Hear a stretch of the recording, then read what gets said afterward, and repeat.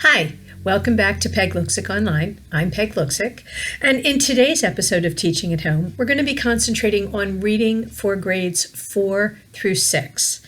Now, the last time we talked about the early grades and the Dolch words and how important those words are. And if your 4th through 6th grade reader is a problem reader, I would spend some time making sure they know all the Dolch words before you take another step forward.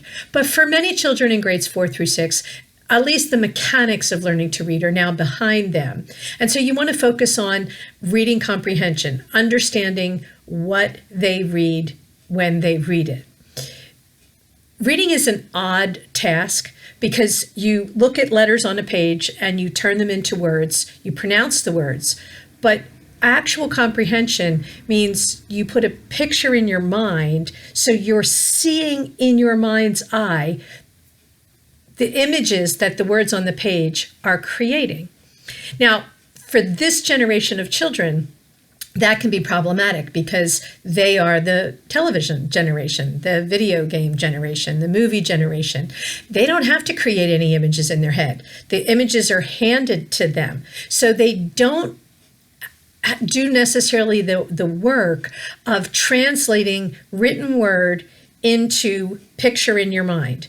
You want them to be able to put a picture in their mind based upon the written word. And the more complete that picture is, the more developed it is, the better their ability to comprehend what they're reading. Now, there's levels of comprehension.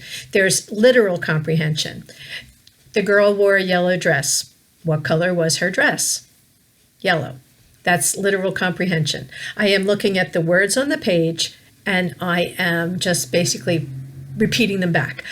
That I, at a very fundamental level, know what those words said, and I can see the very basic picture.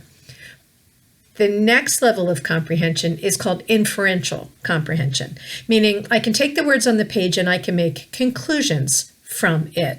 And that's something you want to work on with children in grades 4 through 6, both literal and then inferential. And you can start with one sentence. So let me give you an example.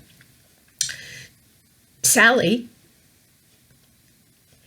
came to Grandma's house, put her umbrella down, and walked into the kitchen. What was the weather like? How do you know? Well, it was doing some kind of precipitation outside because Sally not only was carrying an umbrella, she put it down when she came into the house. So she must have been using it. So the weather outside was not nice. Sally came into Grandmother's house, took off her sunglasses, and put them on the counter before coming into the kitchen. What was the weather like outside? It was sunny. How do you know? Sally was wearing sunglasses. That's inferential comprehension.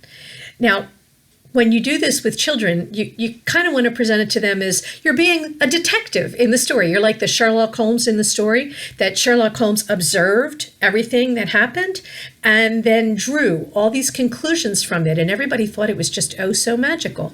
And if your child is able to, you can read them a Sherlock Holmes story, even an abridged version, to show them that kind of ability to make conclusions based upon observation. So you want them to be a detective. Now, if your child is a problem reader, you can still work on this. Just like I just told you the sentence, you can read a sentence, a paragraph from a story, and then talk with them about, okay, so what did that look like?